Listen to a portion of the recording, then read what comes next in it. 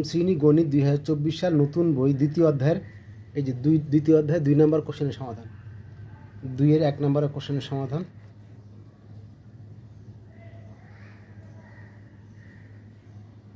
এখানে ধারা যা চিনতে হবে কোনটি কোন ধারা। 2 নম্বরের কোশ্চেনের সমাধান। 2-এর 2 নম্বরের কোশ্চেনের সমাধান।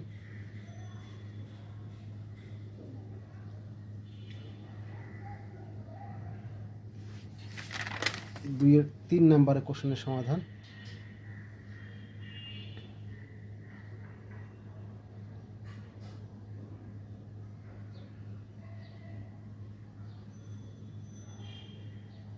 2-এর 4 নম্বর কোশ্চেনের সমাধান।